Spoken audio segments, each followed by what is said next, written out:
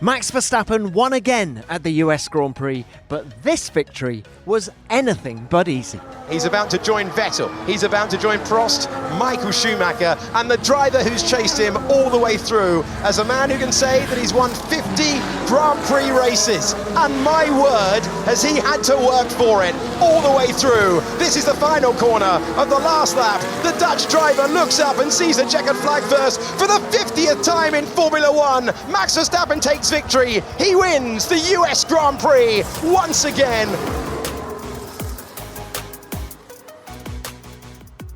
And news from the FIA stewards has come through some 4 hours after the race that Lewis Hamilton and Charles Leclerc have indeed been excluded from the results for excessive wear of their skid pads. It's a slam dunk disqualification which is gutting for both Lewis and Charles and shouldn't take away from the stunning performances put in by both drivers this weekend. However, every cloud has a silver lining because everyone from second place down gets bumped up the order, which is huge news for Williams because both of their drivers now score points. Yes, both. Logan Sargent scores his first ever World Championship point, and he's done it at his home race. And in so doing, he becomes the first American to score points in Formula One since Michael Andretti in 1993. There's a lot to break down and debrief in this episode of F1 Nation, and joining me, Tom Clarkson, are Damon Hill and Chairman of the FIA Stewards, Tim Mayer.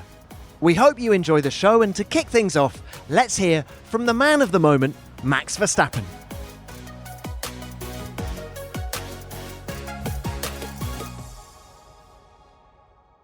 Max, very well done to you. Another brilliant win. But you had to fight hard for this one. Talk us through it, both the rough and the smooth. Yeah, I mean, we had a good start. Then the first stint, I tried to be patient, but at the same time, following for so long did hurt my tires a little bit. But at the same time, I was struggling a lot with the brakes compared to yesterday. So I couldn't really be that nice on them and the tires on the braking and just being very inconsistent. And that basically carried on for the rest of the race, where compared to yesterday, that was just quite a big factor because I never really had a lot of confidence, to be consistent on the braking. But nevertheless, I think as a team, we did the right strategy. We pitted at the right time, and basically because of that, I could work my way forward. So yeah, I think we did everything correct today, but I was hoping for a little bit more pace because I think yesterday we were a lot more competitive. At what point in the race did the brake problems occur? And in terms of lap time, what was it costing you? Just lap one. That was the only thing that we changed from yesterday.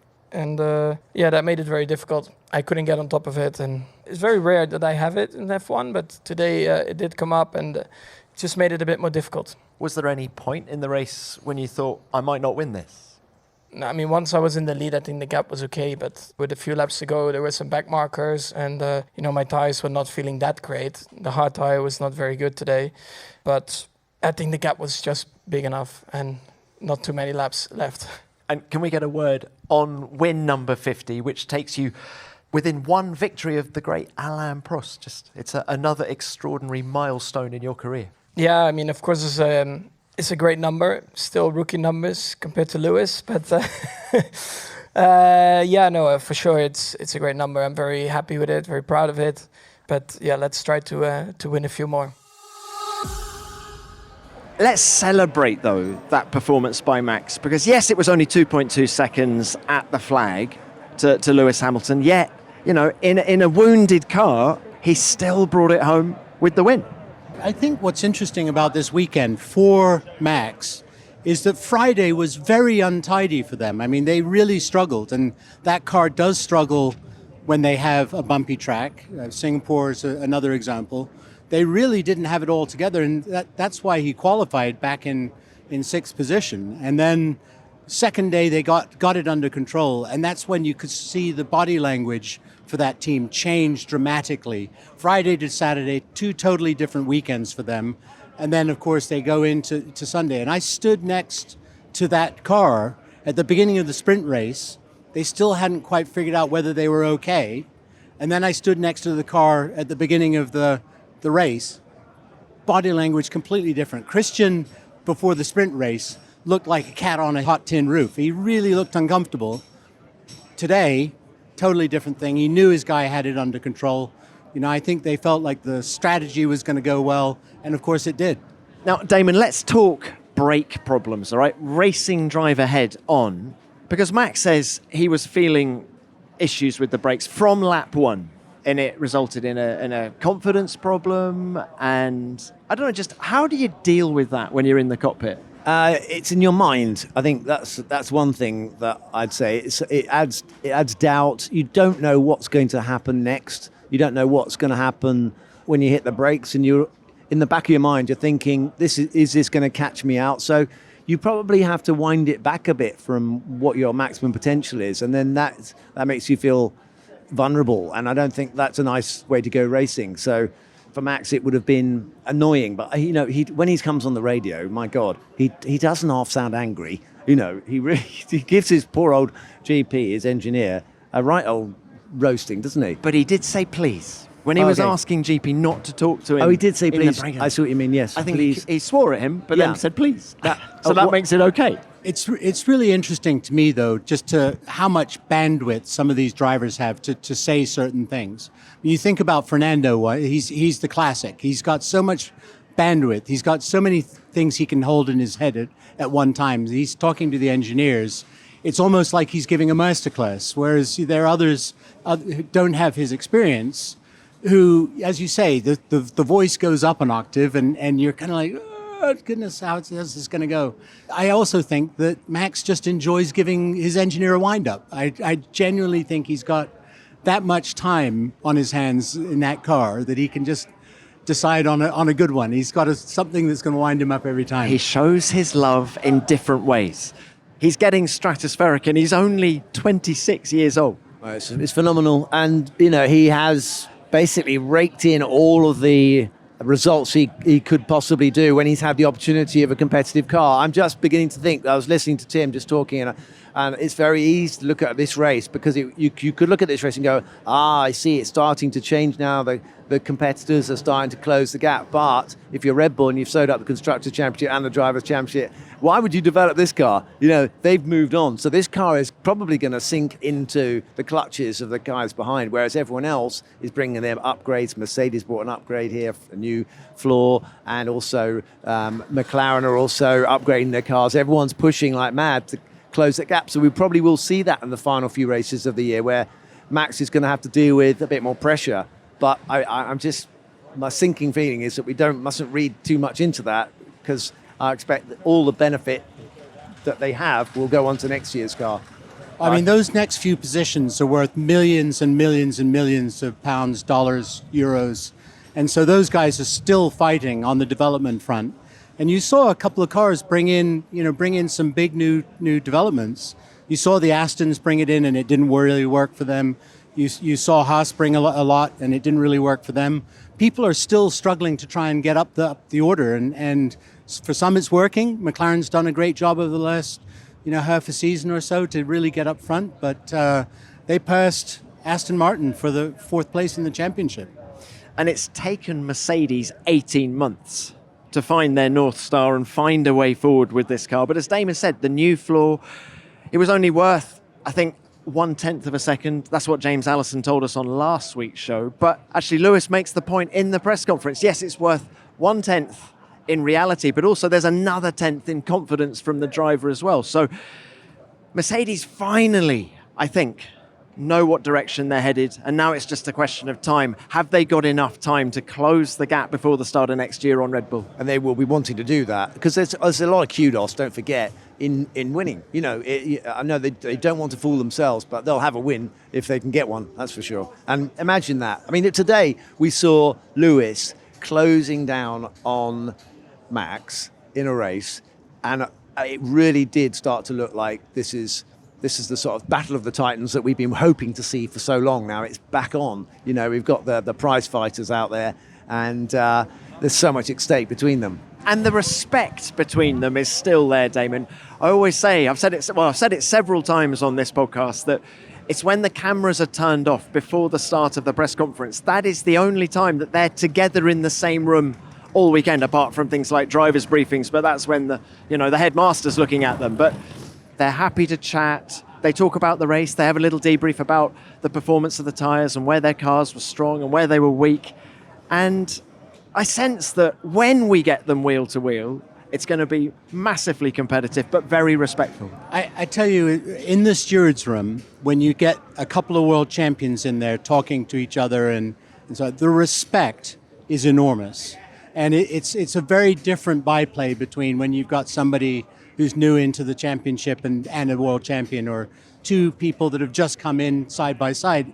The byplay between those drivers is totally different. They know that they have to tell the truth in front of the other guy. They might be able to pull the wool over a new guy, over somebody who's new into the champion, but if you've been a 3-time world champion, you're not going to get the wool pulled over your eyes. So it's really different for us as stewards to see those world champions. And as you say, in the press conference, it was different as well. You see that respect. You see that love of the sport that all these guys have and bring to this every weekend. Tim, you mentioned the stewards' room. Come on, give us a little bit of an insight, right? So what are the conversations like? With these cars that create most of their downforce with the underfloor, you have to have some way of stopping them from just absolutely sending the car right down to the ground. And so this plank, which is down the middle of the car, is a piece of, everybody has a little bit of different stuff, but jabrock is what they mostly call it. And it wears over the course, and that means that you can't go all the way down as far as you want. So if you wear that plank too much, it means the car's been too low to the ground, and that downforce that you get from that underfloor effect is more than we care for them to have. The teams are so professional, the drivers are so professional, that it's all about respect. And they respect us. We've got an enormous amount of information in that room. They know that we've got the goods, and we respect them. It's not about the FIA stewards versus the drivers. I always like to say that we're a service provider for the teams. We're there to help provide a level playing field. And as long as we treat them with respect, they tend to treat us with respect. My biggest mistake ever as a steward is 2016, Hamilton and Rosberg, start of the race in Barcelona, and they crash. Both drivers are out. We bring them in afterwards, and we decide no further action in the end. But Lewis says to me, well, what was I supposed to do? And as a steward, somebody who's never driven a Formula One car, I started to tell him what I thought he ought to have done. And that wasn't respectful of me. He got up, he was a bit mad, and he slammed the door and walked out. And poor Ron Meadows, his team manager, went absolutely white in the face and said, oh, I'll get him back to apologize. And I said, actually, Ron, I need you to go and apologize on my behalf, because it was a stupid thing for me to do. And it's maybe not my stupidest thing as a steward, but I'm not going to tell you the other ones.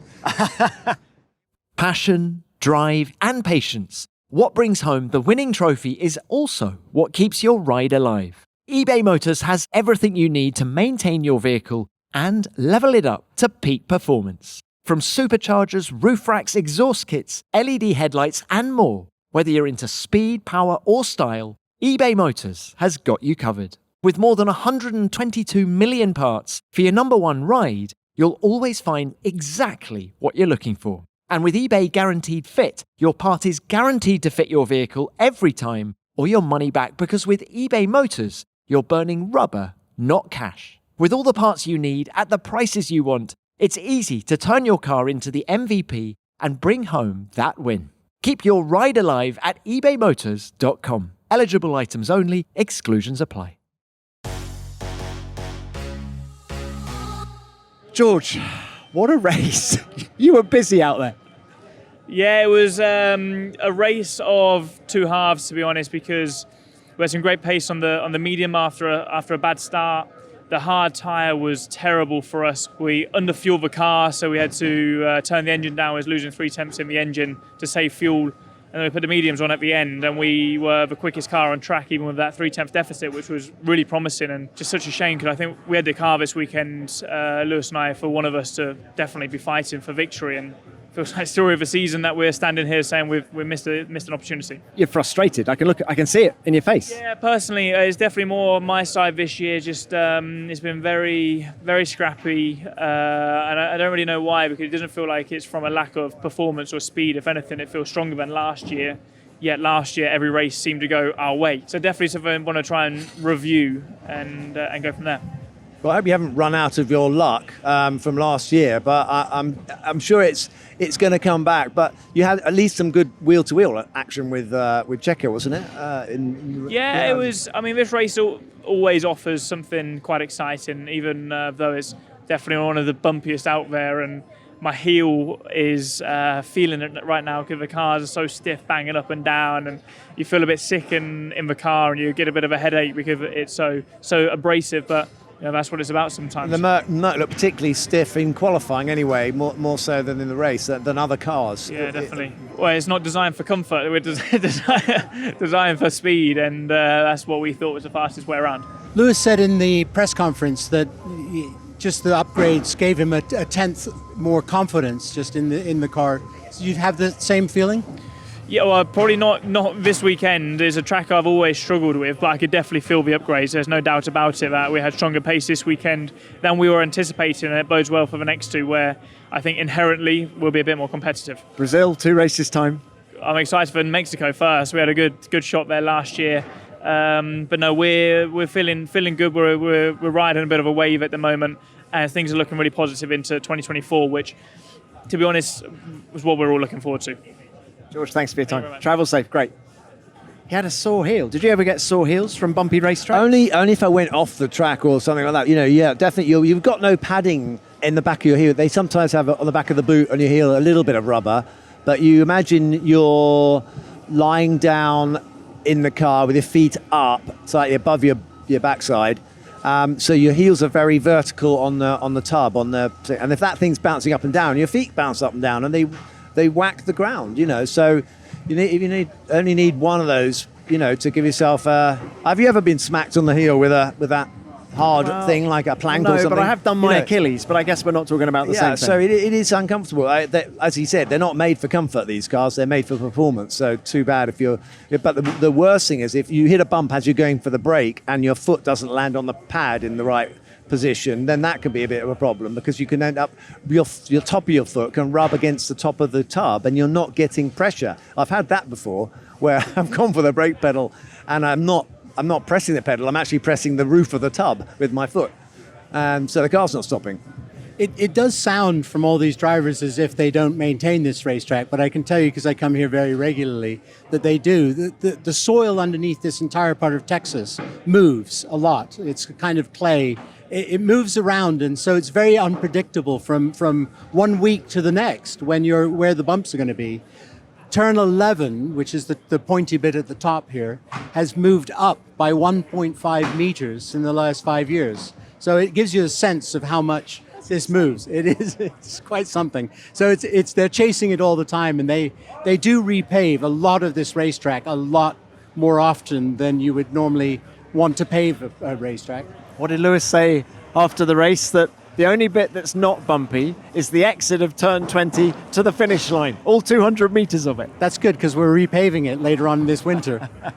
Tim, when did you start being a steward? Because you would have had a lot of fun and games with Damon and Michael Schumacher. Well, thankfully, I've never had Damon in the steward's room.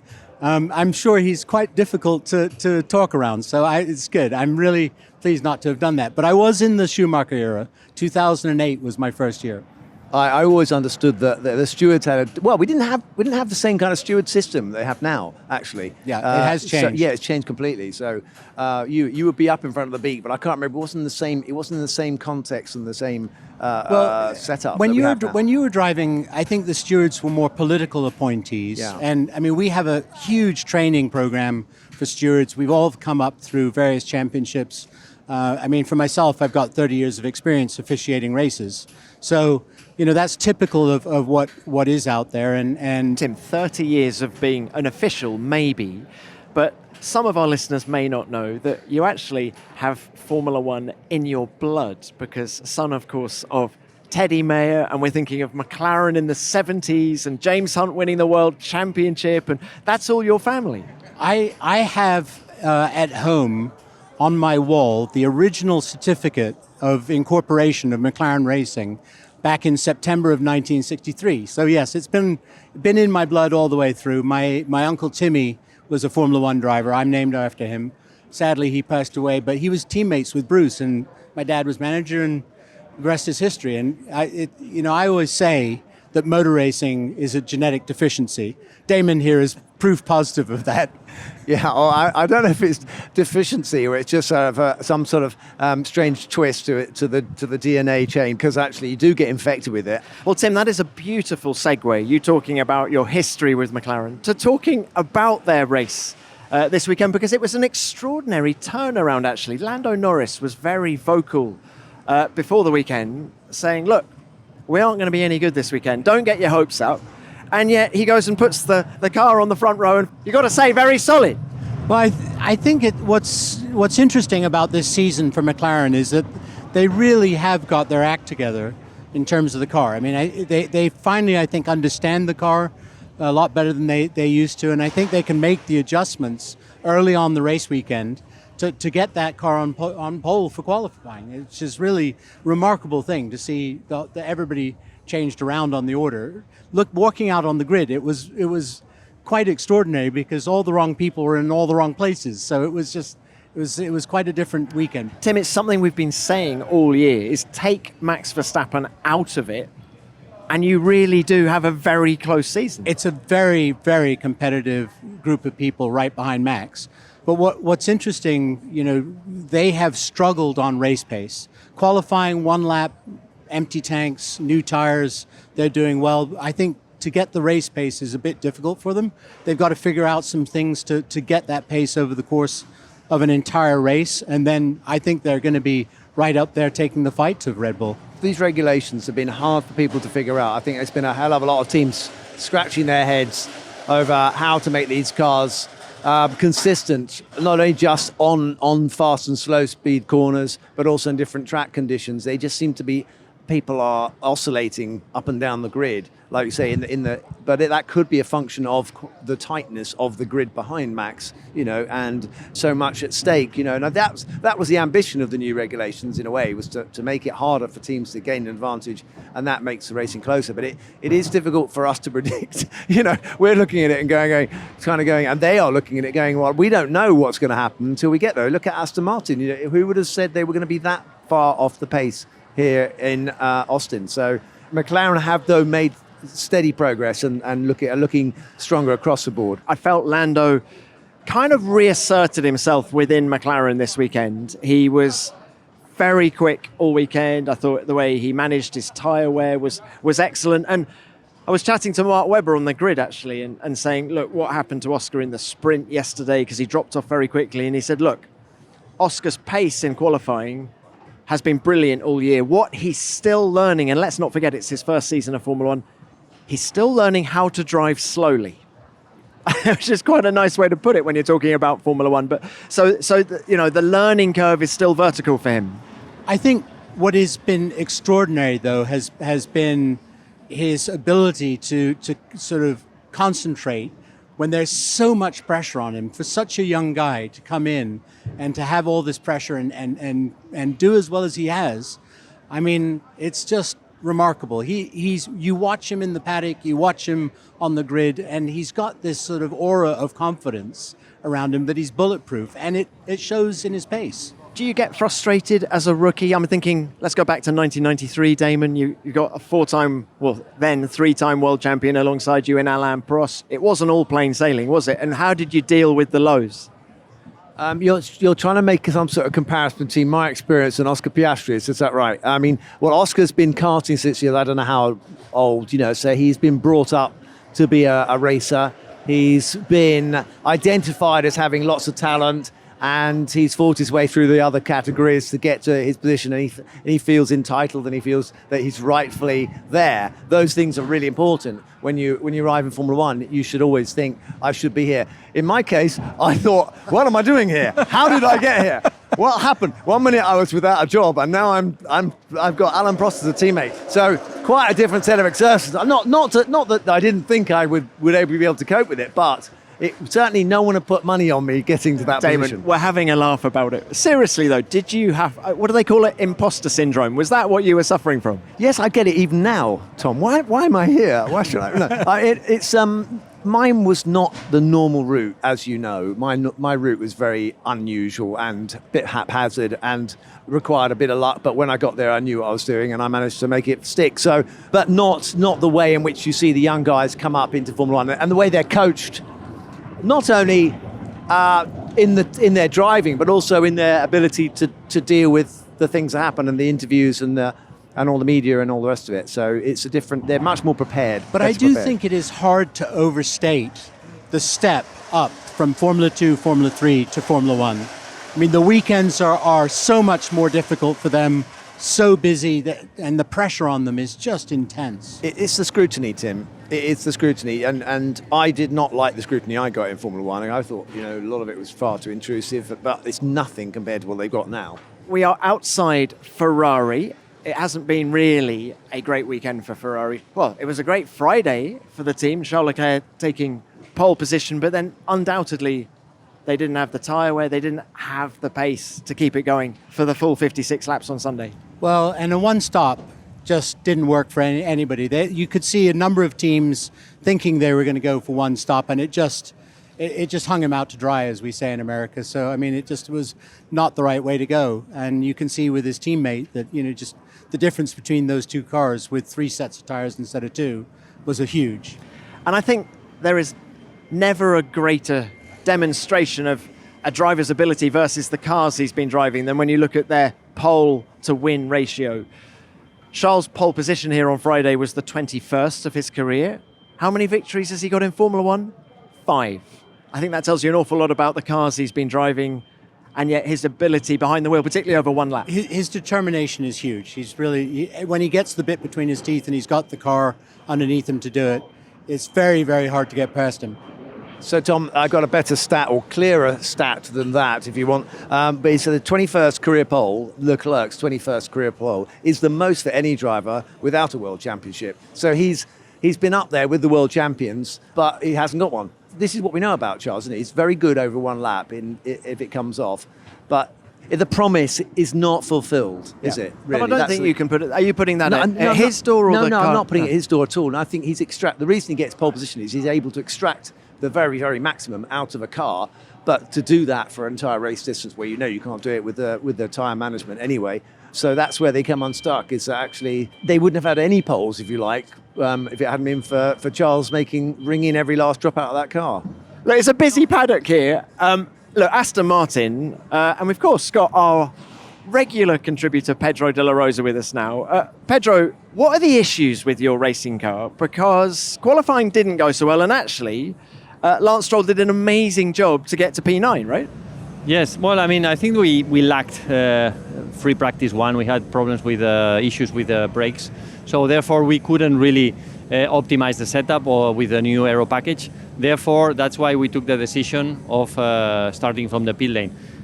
We could change the setup, we could compare the different aero packages, basically the Qatar aero package from Fernando that Fernando drove, and the new one that Lance drove, so that we can do a direct comparison. So all we couldn't do in free practice 1, we did it, but during the race. So it was actually a test session for you guys as much as anything. Yeah, it was a proper test session, but however, we really got some points out of it, which was a bonus, really.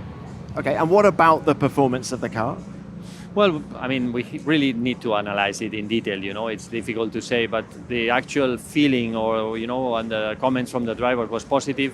The Lance was in the points, was quick, was consistent, pretty good, I would say. All right. You look like you're in a hurry. You can't wait to get to Mexico. Yeah, well, I'm not. I'm skipping Mexico, but I will be in Brazil, and I hope to be here in the show for longer, analyzing every single detail with more time. Celebrating that Aston Martin victory in Brazil. Is that what we're going to be doing? We will celebrate it at one point. So if it's Mexico, Brazil, or it's got to work out what year. Yeah. No, not that year. I mean this year. Okay. Pedro, travel safe. Thanks for your time. Thank you. Now, Damon, there was what I call a proper driver in the paddock this weekend. Oh, I know where you're going with that. Do you? I know that you would have been as excited to see him as I was. Yeah. And of course, we're talking about Rory McIlroy, Yeah. legendary golfer, but also an investor in the Alpine Formula One team. Yes, you've got quite a few names now that seem to be wanting to be part of this thing called Formula One, and it's great to have them in there. So they bring a lot of attention, and also hopefully we'll get more fans into the sport and following their progress and their ups and downs with a Formula One team. Pierre, look, many congratulations to you. You've had a really barnstorming weekend, haven't you? It was probably the best weekend of the season for us. So I really felt nice, maximized everything, both Q3s. Nothing more we could get out of it. Was well executed. I just saw the boys did the second fastest pit stop. So we're trying to push on all areas, and it was a very complete weekend. And there's consistency as well. It was what, your third points finish in the last 4 races, I think. Yeah, possibly. I think the last one didn't because of track limits, which was a bit interesting today in turn 6. But yeah, that's the way it is. Was on our side, we did the best and kept it clean, and no, I'm really happy with what I'm seeing in the team. So just need a faster car, which we're working on for next year. But in terms of execution, it was really good. Great job. Well done. Thank Pierre, you. thanks so much for your time. Thank you.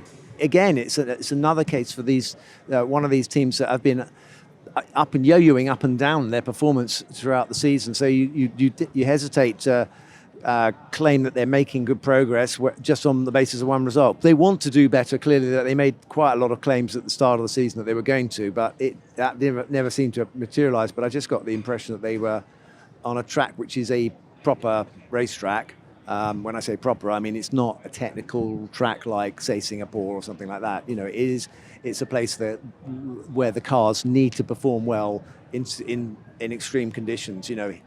Loads of G-load and crosswinds and change of direction and stuff like that. So that's always an indicator as to whether or not fundamentally they've got the right aerodynamics on the car and the right setup. So I didn't think they were too bad for their season, actually. There are some sections on this racetrack that where you're going through the S's, turn 2, 3, 4, where there's just enormous G-loads, side loadings for these cars.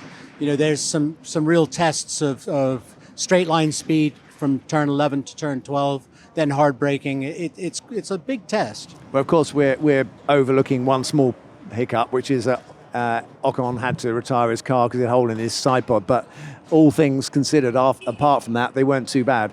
I agree with both of you. I think it's been a really strong weekend for them. And let's not forget, it wasn't so long ago that they had the massive reshuffle of staff there. And I think a lot of people were quite discombobulated by that within the Enstone outfit. So things appear to be settling down. Matt Harmon, the technical director, is obviously pushing on with his team, and the car is getting better and better. People underestimate how much strong management changes the dynamic within a team. You look at somebody like Andrea Stella, for instance, at McLaren, who's just brought an awful lot to that team, and in his style of management, his ability to lead people, get everybody marching in the same direction. And when you have that change of personnel, it is a big distraction for everybody in the team. I'm going to have my job next week. This is a really hard way to do business, particularly when you're traveling, from race to race to race. And as we've heard all the way through, development is critical at this point. For all of these teams, they've got to learn about their cars, and having that strong management is a big part of it. Now, look, what about AlphaTauri?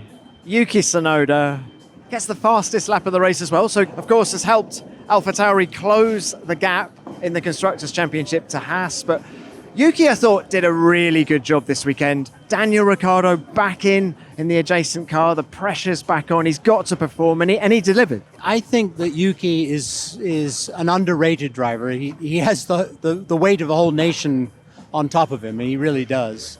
He feels that pressure. You can see it on a race weekend, that he does feel the pressure. He feels the need to deliver, and that pressure, I think, is counterproductive. And you do see some up and down weekends from him. So it's great to see a consistent weekend from him, one where he's able to concentrate and deliver. And I mean, he really is the real thing when he gets it right. And Damon, what about his teammate Daniel Ricciardo, back for the first time in 5 races? Yeah, I think I saw a quote where he said he hated to hear himself say it, but he thought he was a little bit race rusty, not quite as sharp as he knows he needs to be because he's been away, and also his hand is recuperating a little bit still. So, yeah, it's good to see him back in. Now we want to see him make some progress and make the steps that we expect from Daniel, but we've got a few more races left. But getting back to Yuki, again, I agree with Tim. He's a little bit too hard on himself. His pace is there. His pace is good, but it's that kind of suggestion that he himself doesn't think he's good enough. It comes out sometimes. That's how it comes across. And I think that I don't know how you change that attitude. He's very open and honest about his failings, and sometimes you want to go, look, I don't think Fernando Alonso, even if he had any failings, would be admitting to any of them. And sometimes you do need to kind of just, put a little bit of a protective wall around yourself rather than open yourself up to criticism. Well, I do think the pressure on the drivers in the Red Bull system, all the way up from the beginning, is immense. The one person I think is immune to it is Daniel. I did see him in Nashville last week. He was at an event that Red Bull organized, and he was out there and he's smiling and waving and having a good time. And he got phone calls from the team asking him about, okay, how's the hand? Because he was driving a car and doing spins in the middle of the bar district down in Nashville. So he was in good shape, but it's a huge difference between doing a demo run and spending a weekend here out on the racetrack. The physical demands on these drivers is just unbelievable. 6 lateral Gs going around a corner. That's the equivalent of a 90-pound head press. Every time you go into a corner, your neck is under that much stress. So I think, for all these drivers, it's a lot of work physically. For Daniel, being rusty is not unusual.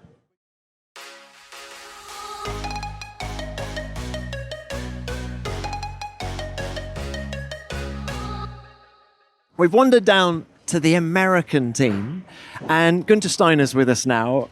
Guenther, there was so much excitement and expectation around the upgrades that you guys brought to this race. How do you sum it up? How has the car performed? I think expectation, you put it wrong. I always was very careful with expectations. I never said it will be, we need to find out how good it is, and it's a difficult weekend to find out for obvious reasons, a sprint weekend. Yesterday, obviously, we were completely off on the sprint race. We realized that one we were off with the downforce level. So we decided to make changes on the downforce level and therefore start from pit lane. And I'm very happy that we made that decision because we learned a lot more now. It was not fantastic, but we at least raced some of the cars today. Obviously we didn't race the Red Bulls or the Mercedes, don't worry. It's one of these things, I think we made progress, but do I know where it is? I don't know. Well, the shortcoming of the car prior to this weekend has always been in the race and tyre wear. Did you see improvements with that? It looks like it is improving, and maybe we are a little bit too careful, a little bit too cautious, because we always had these problems and we tried to save the tyre too much. That was Kevin's verdict on the last set of tyres, that I should have gone straight out, go for it, because I saved the tyre, and then at some stage I just said, I try, and all of a sudden I had good grip, and I enjoyed myself. So maybe a little bit too careful, but we go now to Mexico and try to find out what we can do there. Obviously the downforce level in Mexico, how much you have got is always too little because of the altitude, but it's just one of those things here. We need to keep on trying and also to learn for next year. Okay, now the cars have, 150 sensors on them, don't they, which are feeding data back to you guys, of course. But the best sensor in the car, as Damon has told us many times, is the driver. And what were the drivers saying about the car here? Damon is biased anyway because he was a driver, so fair play. We've got someone with a conflict of interest. I'm biased. So have we got anyone here who can ask? We've got the steward holding the mic, so the drivers, what they are saying is that what I just said, Kevin, was they were all both a little bit, we actually could race today, we could race the Alphas, we could race the Williams, so which before they just drove by us. So, everybody's a little bit careful with their prediction, but as I said, we need to do 1 or 2 more races to see what we have got actually. A lot of people have mentioned crosswinds and the effect. These cars are affected quite a lot. It seems incredible with the amount of downforce that they have that relatively light winds that we've had today can affect. But your cars too? Absolutely. Yeah. I mean, so sometimes the guys think even something is broken in the suspension when they get their gust. And as you say, the gusts are not very high wind, but they are out of nothing. They are very strong, they are pulsing. So I think it was mainly at the end of the lap, 16, 17, 18, 19. They were like, Rickard once said, I think something is broke. But you look at the aero data and it's just gusts of wind, and I think everybody had experienced the same. But they are just a ground effect. They are just fragile cars for aero. And a sprint weekend, is it just an impossible weekend to do development on? Yeah, because you have got one session with 1 hour, then you have to freeze the car, or it's going in park for me. Otherwise, you get called to the stewards, which we don't want to be. It's difficult, but we knew that going in. It didn't come as a surprise, but therefore we took the decision. Even we start from pit lane, because yesterday the sprint race was just like we were off the pace, completely. And comparing also our top speed we were very fast on the straight, but that means you're light on aero in the corners, which don't help the tires and don't help your lap time. Okay, well, Guenther, final one from us. Look, you're the home team. How's the support been out there for you? I mean, it's fantastic here. I mean, people like it, and the biggest thing is how F1 now has reached America. This was not possible 6-7 years ago. Now, I think now it's here, and it's here to stay. Great to speak. Thank you very much. Thank you. Thank you. All right, great. What a character he is. I can tell you do not want to cross him in the stewards room, but Thursday... I'm thinking back to Monaco. I've had it full bore from him in Monaco. I was the steward there. But Thursday, on his own back, he went up to meet all the marshals. He spent nearly an hour with the marshals up there, and just absolutely wonderful. Signed autographs, made jokes. He was just absolutely fantastic. And the marshals volunteer. They put in their hard work, and it's been quite a huge thing for him to come out and see all those people. Makes a big difference. I think he loves racing. He's so passionate. Yeah, and everything about it. I don't he get understands. mad at him when he's swearing at me and calling me all kinds of names in the stewards room. I just have to remind myself it's all passion. I actually came away from that conversation feeling a little bit more upbeat, because on paper those upgrades on the Haas didn't look like they did much, but he seems, the drivers are obviously saying it's a little bit better, and they were racing cars that they haven't been racing. So let's hope for them that it has indeed been a step forward. Friend of the show has just walked past us. Look, Alex, can we just talk about the performance of Williams this weekend? Yeah, it's been quite up and down for us. It's been very wind dependent, very weather dependent, as in track temp, which is very normal for us. That's kind of why you see these dips and downs, ups and downs through the weekend. The problem for us is we put everything on Saturday. So we put new tyres for the race. We missed out by 0.3 with George. And then we did Sunday with used tyres, and when we were kind of scrambling around a bit, it's actually been quite interesting for us, because the more we drive our car, I know it sounds strange, I've had 2 years of driving it now, but it's amazing how the wind can really change our car in low speed corners more than anything, and just little subtleties like what happened from Saturday to Sunday. If it's going from north to east, 45 degrees of wind. What do you get? Little snaps of oversteer, No, or what do you? It's more headwind. Headwind is really good for our car in low-speed corners. So think about Zandvoort and our performance there. It gives us a car that doesn't have its normal limitations, and then we can go much quicker. Was this quite an easy weekend for you? You've got the Compared to Qatar? You've got the American teammate. He takes all the workload off you with the fans and the sponsors, and you've just been Trust me, hanging out I wish on I 6th wish. Street, eating steak, having a great time. Even if I did half of what Logan did, I still did a lot this weekend. We do a lot of PR around here. Yeah, we did team barbecue on Thursday. We were doing an event tonight as well after the race. Well, look, have fun tonight, whatever you're getting up to. Travel safe, and we'll see you I in sound Mexico. exciting, but I'm a boring person. I'll be in bed at 10 p.m. And I see no one listening is believing that. Alex, travel safe. Thank you for your time.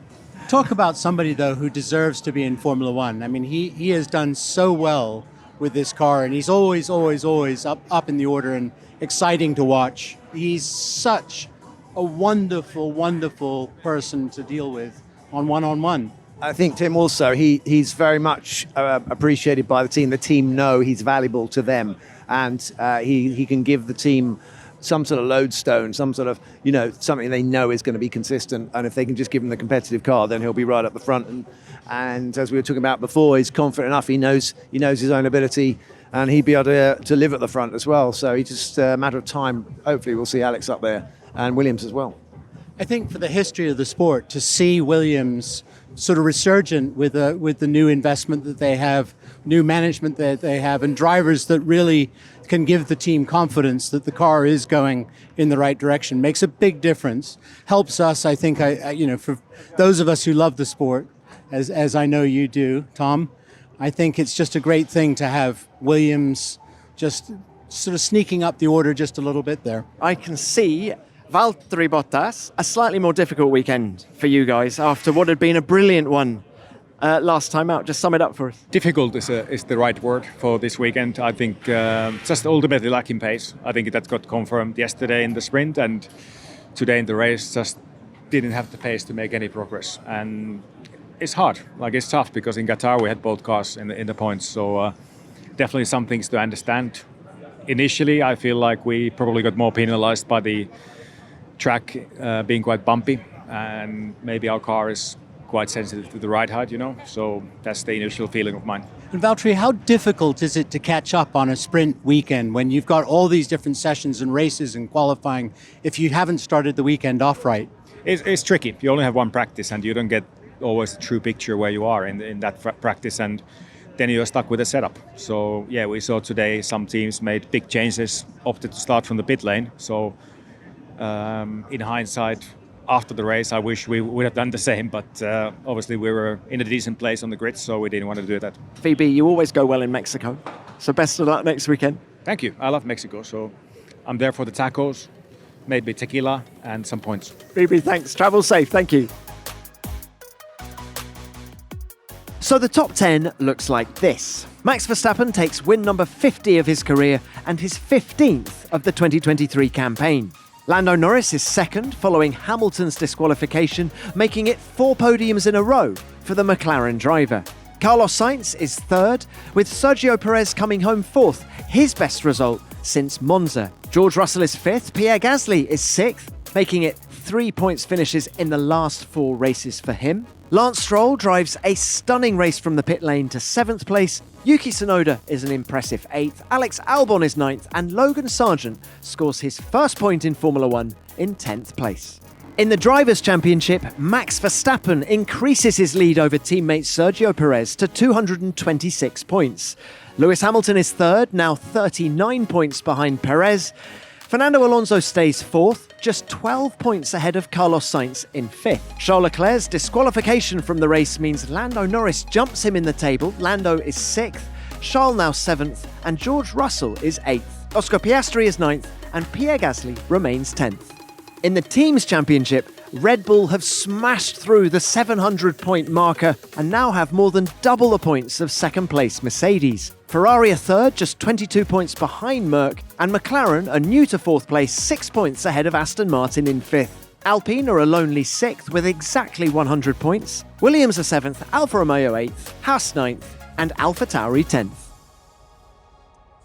So Max Verstappen and Red Bull are the world champions in Formula 1, but we had a very exciting addition to the F1 calendar this weekend here in Austin with the final round of F1 Academy being here. It was being televised in 180 countries.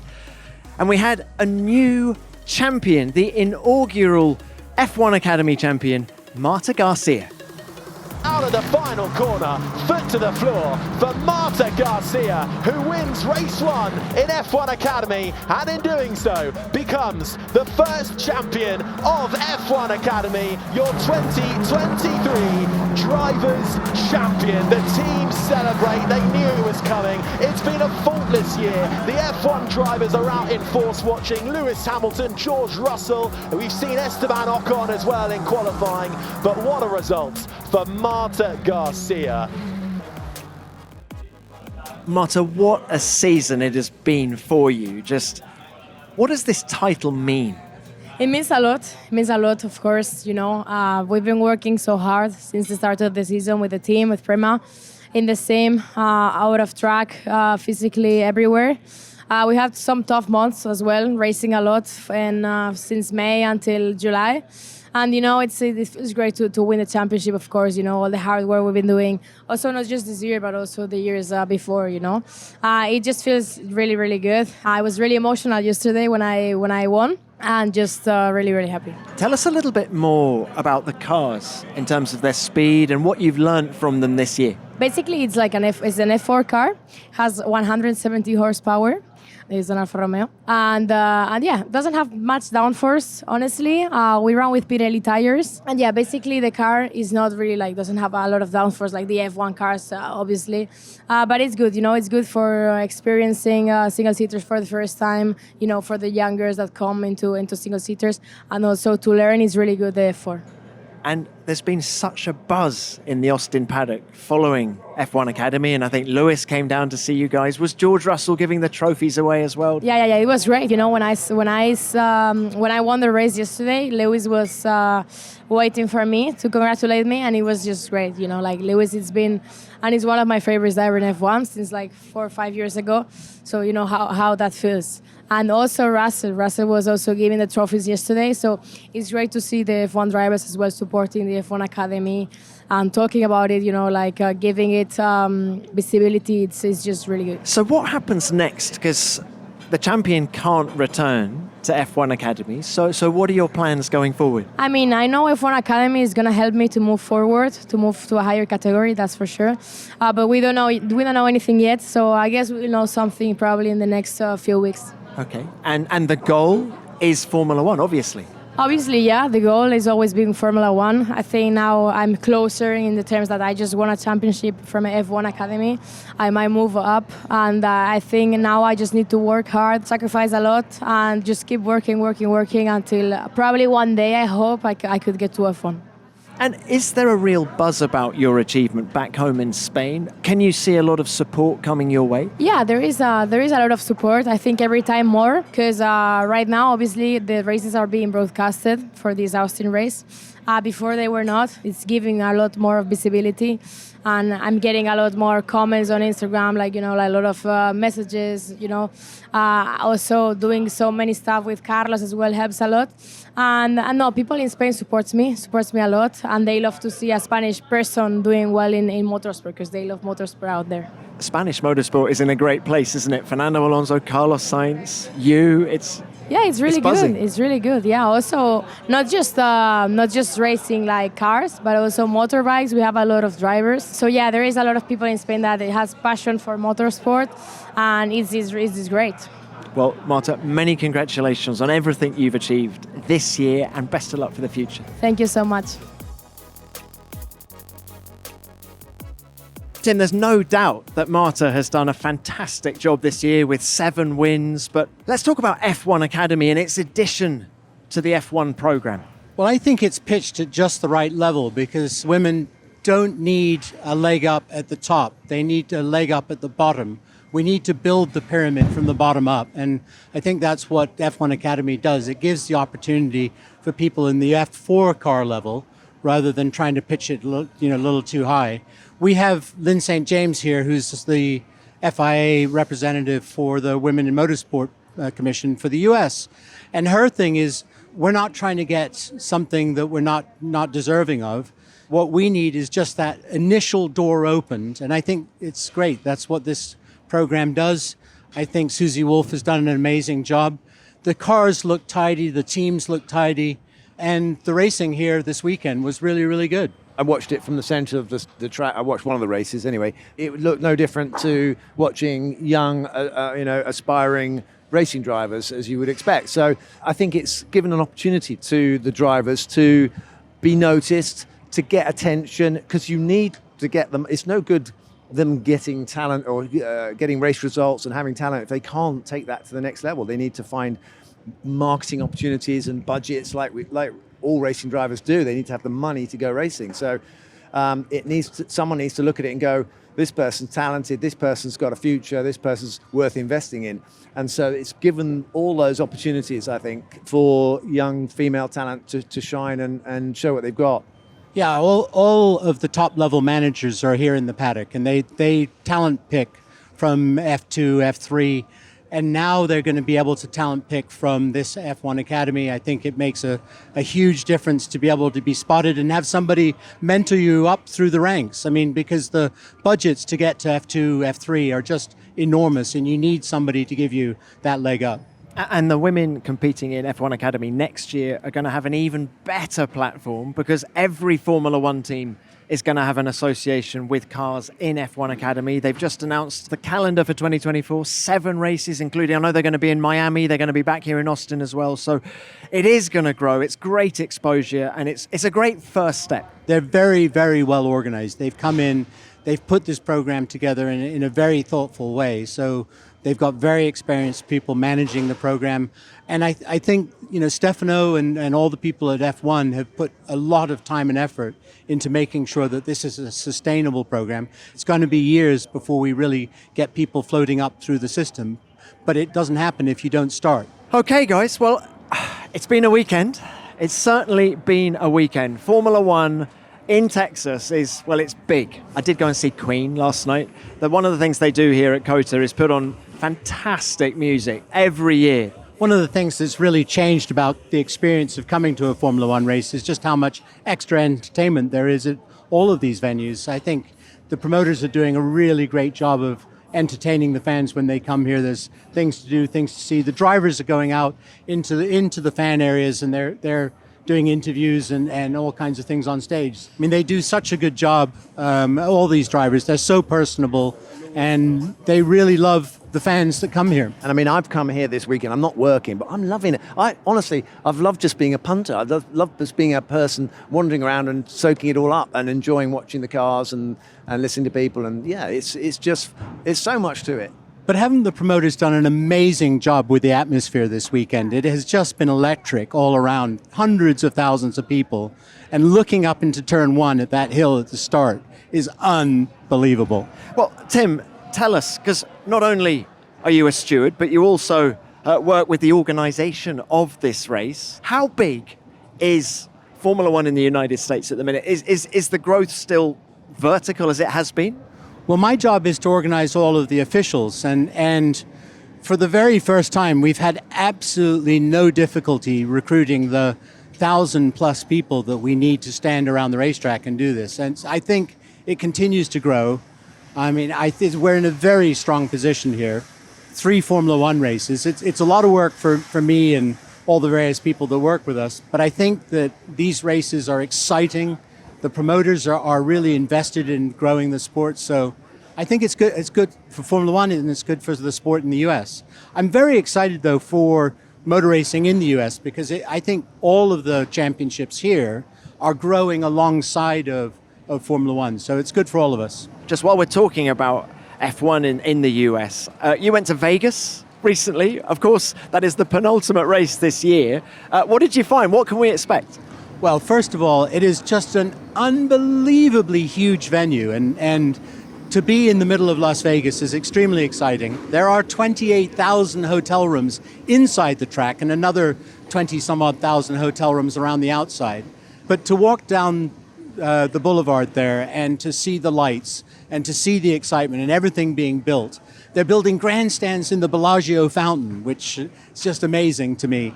How does that work? You have to wear your swimming trunks? Yes, you do. Now, they steer the fountain, which is quite interesting. You can watch it swishing around. It's going to be a huge, huge event. The facility itself is absolutely mega, and so I think that we're going to have a great time. Let's check in with our F1 fantasy team now, F1 Nation Racing. Sadly, with just 118 points, we've had our worst weekend of the season so far, thanks to Lewis Hamilton's disqualification, Oscar Piastri's DNF, and Daniel Ricciardo's P15. Perhaps we've jinxed Hamilton. That's 2 races in a row without points since we brought him into our team. But we're going to stick with the 7-time world champion and hope it's 3rd time lucky in Mexico. At the front, TJGP67 continues to lead the way in the F1 Nation World Championship, 21 points ahead of MLN Racing in P2, while blank BGP is back up into the podium positions, albeit by just 2 points. And remember that F1 Fantasy is completely free to play, and you can join our league at any time. Just go to fantasy.formula1.com and search for the F1 Nation World Championship. And remember, you have until the start of qualifying for the Mexico City Grand Prix on Saturday to make changes to your team. All right, guys, thank you so much for your time, both of you. Tim, thank you very much for coming on the show. It's great. Tom. And thank you to you at home for listening. The show would be nothing without you, but we're going to call it a day. We will, of course, be back next Monday with our review of the Mexican Grand Prix. But for now, F1 Nation is produced by Formula One and Audio Boom Studios.